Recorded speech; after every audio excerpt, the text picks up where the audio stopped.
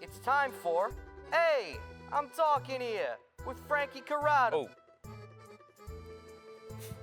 Frankie's here to chat a little bit about, a lot of different things, but we still got to talk about that USA-Canada game with the Four Nations face-off. Oh, yeah. So where were you when you watched it? And describe the first 9 seconds of the game in the Corrado household. I was sitting on the couch watching this game with low volume, and we have subtitles because we don't want to wake the girls when there's it's kind of crazy, but, like, that's the way we operate nowadays. And you see the first fight, and I look over at my wife. I'm like, oh, like, kind of crazy that this is happening.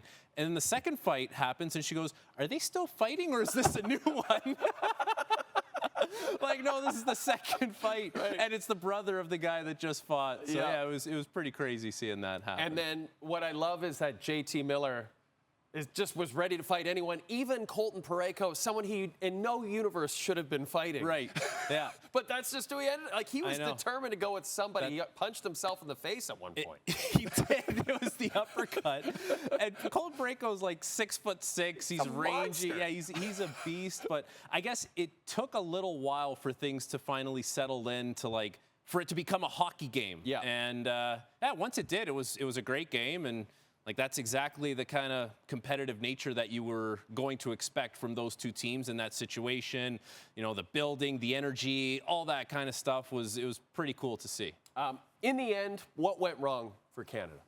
I mean, it's a number of things. First of all, you only score one goal. You have all this offensive firepower, but you only get one goal. And you have to give credit to the Americans because they did a great job, especially making things difficult for Canada through the middle of the ice. Like, really stifled them, kept them to the outside, so much so that, you know, a lot of the plays that Canada wanted to make, whether it was, you know, across the ice, like, there was just no room for that kind of stuff. And, of course, you get some opportunistic scoring. Gensel, Larkin, you know, it was, like Sidney Crosby said, it was a game of mistakes, right? When it's that thin, that slim of margins, it's going to be who makes the most mistakes. And, like, we've been watching really, really polished, clean type hockey here. Like, it's the best of the best. But, you know, in that situation, it's one little thing that goes against you. And that's what it was for Canada, ultimately. You know, U.S. did a great job checking. Canada couldn't find a way to get through it, and the mistakes end up costing you. Do you buy the argument that after what happened last night physically, that maybe Tom Wilson should have been on this hockey team? Well, Tom Wilson should have been on the team because he's having a great season, and he's a unicorn. Like, the Tkachuks are unicorns. Tom Wilson is that for Canada, and you could have had them. So, yeah, Tom Wilson should have been on the team. But I think the biggest error is not having Zach Hyman on the team. Think about, like, you need Connor McDavid to be the best player in the world, to play like he plays on the Edmonton Oilers, and you have his wingman who has it figured out. Like, the guy knows it. You don't have to have this feeling out process. And now what we have is, you know, Connor McDavid scores a beautiful goal. It's right through the middle of the ice, splits the D. It's unbelievable. But he doesn't have someone to work off of as easily. Like, we've seen Marner, we've seen Reinhart, we've seen John Cooper go to a line with McKinnon, Crosby, McDavid. Like, we've seen a few different combinations now, but you had the guy ready-made. And I understand at the start of the season he wasn't scoring, shooting percentage, all that kind of stuff. Guess what? Not necessarily a goal scorer, but he knows how to play with McDavid. And worst case scenario, he could be a checker or a forechecker, heavy game, but you don't have him. And now, you know, you need Connor McDavid, but you don't necessarily know who's going to be flanking him on either side to get him the looks that he needs in order to be as productive as he can be. Do you also buy the argument that maybe you could have used a little more Brad Marchand from Brad Marchand in a game like that? Yeah, exactly. I mean, in the first game, like, Brad Marchand, especially when he was playing with Point and Jarvis, I thought that line was really good. And, like, but I think you go back to giving the United States credit, because McAvoy was a beast. The Tkachuks were really big and strong.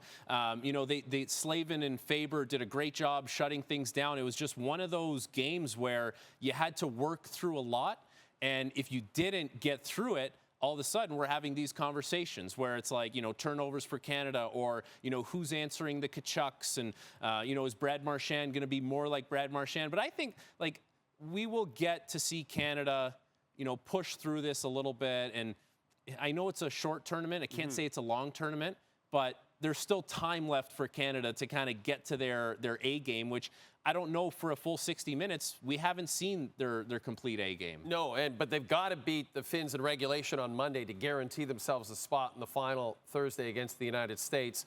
The Finns coming off that win over the Swedes seemed monumental for Finland to win that game in some ways. So what does Canada have to do to beat a real tough Finland team? Okay, not stating the obvious that you need to find a way to exploit that Finnish back end that is, thin. It's thin for best on best. It's probably thin for NHL standards, but you have to find a way to get Barkov and Rantanen away from the puck, off the front of the net, like keep them having a quieter game. And if you can do that, then you can test Finland's depth. The issue is it's not exactly easy to stop those guys just because the way they're built, their statures, they're huge, they're strong, like they're really good, and it's hard to slow those guys down. But if you can, then you're looking at a situation where, Finland's asking Haula or Laine or, some players that don't necessarily drive the bus for them to get that offense. They will have to be aware Finland has a good transition game, like we saw that against Sweden.